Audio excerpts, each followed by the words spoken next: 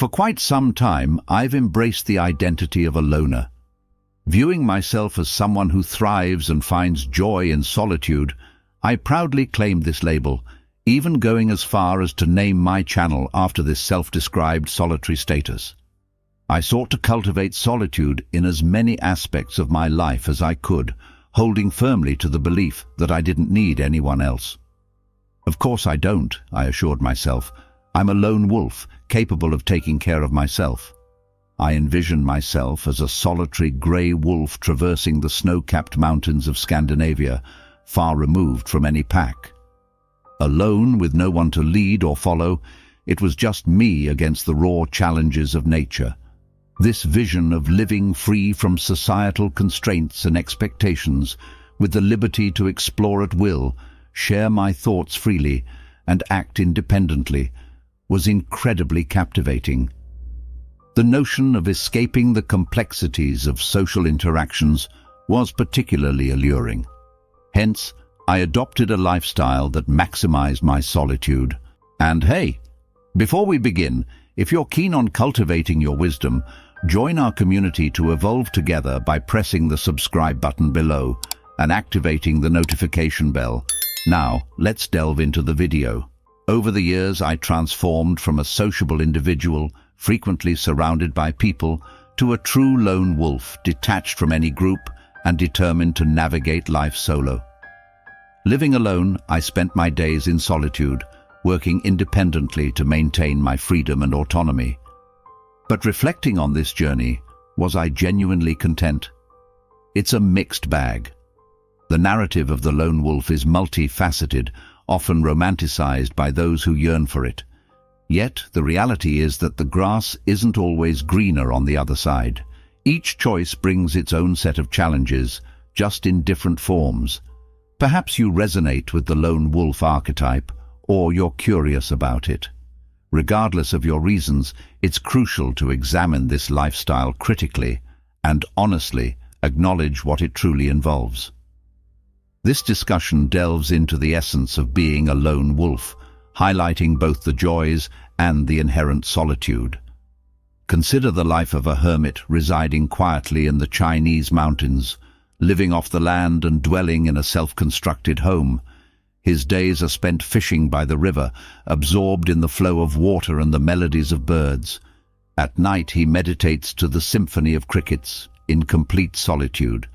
This hermit finds solace in the tranquility, freedom, and autonomy of his existence, intertwined with nature alone.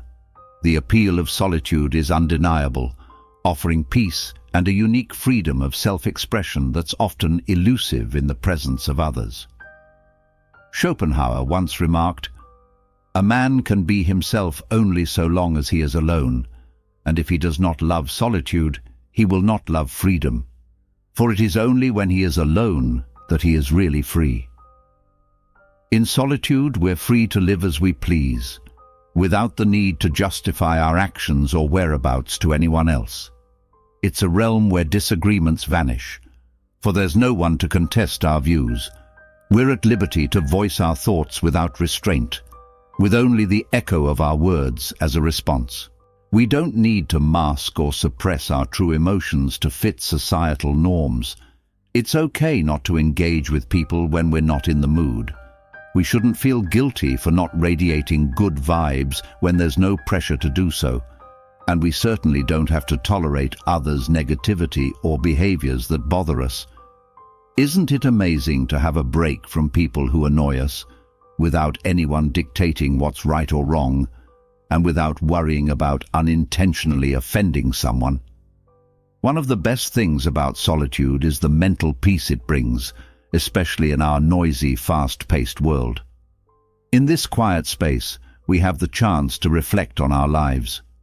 When we're constantly around others, it's hard to pause and reminisce about the past, whether reliving joyful moments or learning from tough experiences. Solitude also boosts creativity, as many artists can confirm, leading to increased productivity. Despite occasional loneliness, I found solitude to be one of the most productive times of my life. The perks are numerous: peace, introspection, freedom, and the ability to focus on whatever we choose. Being alone means being independent, not relying on others for happiness or fulfillment. It's about carving our own path, away from the crowd. Who wouldn't want that kind of freedom? But why does the lone wolf roam alone? Why face the challenges of solitude instead of enjoying the pack's safety and companionship? What compelled her to leave her peers? The answer likely lies in what she wanted to escape. When Jean-Paul Sartre famously said, "Hell is other people," he didn't mean people are inherently awful. It stemmed from his play No Exit, where characters find themselves trapped in a room, each other's company becoming unbearable. In that room, those individuals, bound to each other, realized they were in hell. Sartre's hell wasn't about fire, physical torture, or eternal labor in the underworld. It was simply the agony of being in each other's presence. When people look at us, they see us as objects in their world, forming opinions about us, prescribing how we should live, and pinpointing our deficiencies in their eyes. Consequently, we become painfully aware of ourselves as objects in others' worlds, rather than free subjects in our own. We become alienated from our true selves, feeling constrained from being and expressing who we truly are. Being condemned to forever see ourselves through others' eyes is hell. Building on Sartre's concept of hell, we can appreciate the blessing of solitude, the freedom it grants to be authentic, unencumbered by the gaze of others. Extending from the idea that people are the source of suffering, it's understandable why individuals prefer to be away from the crowd. The response to my previous video on solitude and loneliness was remarkable. Among the reactions, a common theme emerged regarding why people choose solitude. Here's the comment that garnered the most likes. Surrounded by toxic, hateful people, being alone is a delightful choice. Another popular one reads, "As per my experience, the worst thing in life is not being alone, but being with people who make you feel totally alone." Here's another perspective. Yes, I'm the same. Most of my life, particularly later life, I'm nearly 64, has been a solitary one, avoiding people. Never married, no children and romances, far and few between. I find that most people are emotionally draining. I don't fit into this world, and I'm living a pretty fine life, quietly. And another, I love my own company. I don't lie to me. I don't ramble on about meaningless materialistic crap. I don't insult me. I don't use me. I don't take advantage of me. I allow me to be me without judgment. I love me. I love peace. The common thread here is evident. A significant aspect of the joy of solitude is not being around people. Avoiding toxic, emotionally draining individuals who make you feel isolated is a primary reason why people choose to be alone. These comments reflect subjective, experiential viewpoints that I encounter frequently, not only on my channel, but also in my offline life. People can indeed be a hassle, much like wolves. Thus, the lone wolf chooses freedom from the tyranny of the pack. Understanding why we choose to distance ourselves from people is crucial. However, while I empathize with the sentiments expressed in the comments and share many of them, I've also come to realize that embracing such social withdrawal comes with significant downsides and potential dangers. Avoiding people can be gratifying, shielding us from humanity's negative, destructive aspects. Yet, there's something disquieting about it, something quietly dreadful that may have drawn you to this video in the first place. Without the support of a pack, the lone wolf resorts to hunting small prey like rabbits and rodents. However, recently, she's been scavenging carcasses left by other predators, or those that died naturally, avoiding the effort of hunting. Surviving alone proves challenging amidst numerous threats, harsh weather, and the constant struggle for food and water. The image of the lone wolf evokes both admiration and melancholy. To some, the lone wolf symbolizes strength, authenticity, and independence, a bold figure that rejects conformity, embodying an ideal to aspire to. It reflects our desire to explore the world uniquely. Yet to others, the lone wolf conveys vulnerability, isolation, and a lack of community and warmth. The archetype mirrors Schopenhauer's hedgehog dilemma. Avoiding others accompanies social distance, but closeness brings the pain of intimacy. Walking alone exacts a price. Our inherent social nature has propelled human evolution. Shared histories, memories, and the intrinsic need for companionship bind us to one another and our communities. There's undeniable strength in numbers, with tribes and societies forming the backbone of our survival. In many ways, we rely on each other for light, fuel, protection, and environmental safety. Imagine the challenge of surviving without these societal functions. But what about the non-pragmatic aspects of human interaction? Friendship, romance, family bonds. These social connections fulfill us in profound ways. From simple gestures like hugs to sharing meals and experiences, human interaction enriches our lives. Even waking up beside a loved one holds immense significance.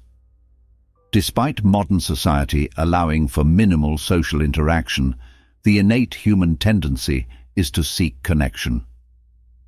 For self-identified loners like myself, there's a constant irrational pull towards the very thing we aim to avoid, an inherent longing that defies rationalization.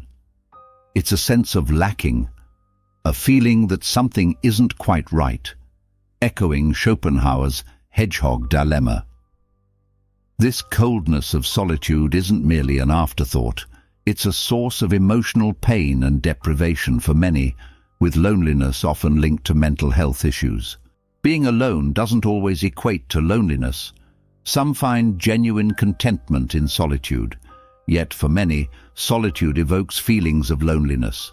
Despite denial, an inexplicable inner voice urges us to reconnect, reminding us of our fundamental need for human connection. Could it be the cry of nature, or perhaps the howl of the lone wolf, who, beyond pride, yearns for the pack? The misunderstood lone wolf. So you identify as a lone wolf, the solitary creature that sustains itself, eschewing the pack, traversing life's tapestry alone. There are several misconceptions about wolf packs. A prevalent one is the belief that pack hierarchy is led by an alpha wolf or pair, established through dominance battles. While this was once supported by scientists, current research reveals a hierarchy based on familial bonds. In reality, wild wolf packs typically consist of a breeding male, a breeding female, and their offspring from the past few years, around 6 to 10 individuals.